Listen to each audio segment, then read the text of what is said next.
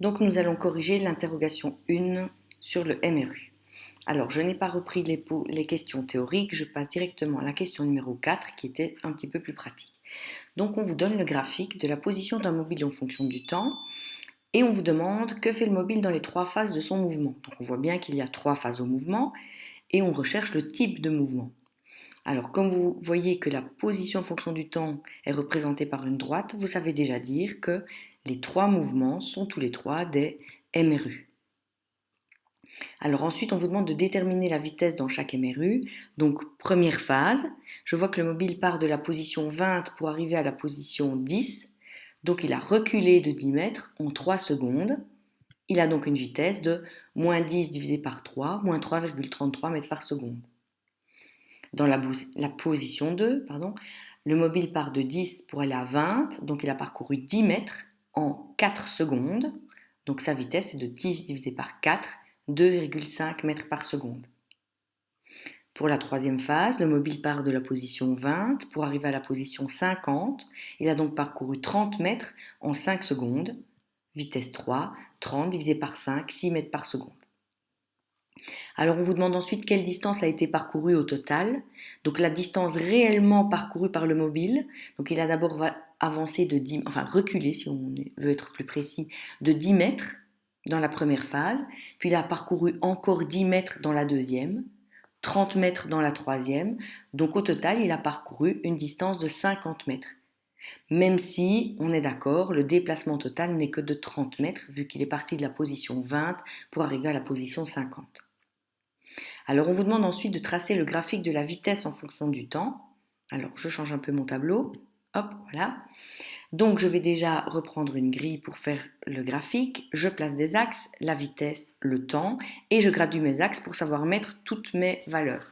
Donc le temps, il va de 0 à 12, et ma vitesse, elle doit aller de moins 3,33 à 6, puisque ma vitesse minimale et maximale. Ce sont mes vitesses minimales et maximales. Alors je les trace ensuite. Première phase, la vitesse vaut moins 3,33 tout le temps. Donc je trace ma ligne. Deuxième phase, ma vitesse vaut 2,5 tout le temps. Je trace ma ligne de 3 à 7 secondes. Et troisième phase, je suis à 6 mètres par seconde, de la 7e à la 12e seconde. Et j'ai terminé pour celui-ci. Alors l'exercice suivant, l'exercice 5. Donc on vous parle d'une situation pour laquelle je vais faire le graphique au fur et à mesure. Donc Émile qui part à 11h faire ses courses, qui emprunte une route rectiligne et prend son vélo pour rouler à une allure de 20 km par heure. Donc hop, je fais un axe, Émile qui part à 11h, vitesse je la mets en mètres par seconde, donc 20 km par heure ça me fait 5,56 mètres par seconde.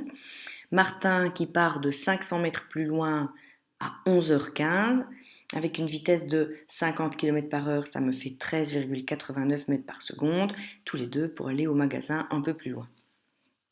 Alors ensuite, on me demande de déterminer les équations de position d'Émile et de Martin. Alors, je vais d'abord commencer par Émile. Donc, équation de position, on connaît la valeur, la formule, c'est x égale x0 plus v fois t moins t0. Et je remplace par mes valeurs. Donc, le x d'Émile égale x0, là, Émile est parti de la position 0, plus la vitesse d'Émile, 5,56, fois le temps, ça reste l'inconnu, moins le temps de départ. Alors nous, on va décider que le temps de départ, c'est 11 heures, donc on enclenche le chronomètre à 11 heures, c'est le temps T0 à 11 heures. Martin, lui, hop, il a une position de départ de 500 mètres, une vitesse de 13,89, et lui part à 11h15, ce qui nous fait un départ à 900 secondes. Donc vous voyez que le T0 vaut 900 secondes. Et là, j'ai les deux équations d'Émile et de Martin.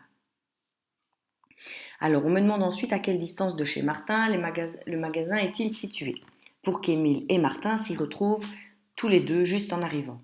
Alors, s'ils arrivent en même temps au magasin, ça veut dire que quand ils sont au magasin, ils ont la même position en même temps. Donc, je peux dire que le x de Martin égale le x d'Émile. Donc, le 500 plus 13,89 t moins 900, donc l'équation de Martin, est égale au 5,56 fois t, qui est l'équation d'Émile. Alors, une fois que j'ai cette équation-là, c'est une égalité à une inconnue. Je peux déterminer le temps en mettant tous mes chiffres d'un côté, le temps de l'autre côté. Bon, ça, vous savez faire. on obtient un temps de 1440 secondes, ce qui correspond à 24 minutes. Donc on peut dire que Martin et Émile arrivent ensemble au magasin à 11 heures et 24 minutes. Alors la question qui était posée, c'était surtout de savoir quelle était la position du magasin. Donc moi, ce qui m'intéresse, c'est pas le temps, mais plutôt le X, la position du magasin, donc de Martin et Émile, quand ils arrivent à 1440 secondes. Donc je vais prendre une des deux équations. Alors la plus facile, c'est celle d'Émile, donc je vais faire au plus facile. Hop, l'équation d'Émile, x égale 5,56 fois t. Mon t, je sais que c'est 1440 secondes. Et donc, je trouve que le X vaut 8006 mètres. Donc, quand Émile et Martin se retrouvent, nous sommes au magasin qui est à une position de 8006 mètres. Alors, 8006 mètres, ça représente 8 km. C'est la distance entre le magasin et le point de départ que nous, on avait indiqué 0 chez Émile. Donc, ça veut dire que si je veux connaître la distance entre la maison de Martin et le magasin, c'est un petit peu différent. Je sais qu'entre Émile et le magasin, il y a 8 km. Donc, cela veut dire que de chez Martin au magasin, j'ai 7,5 km. Et voilà.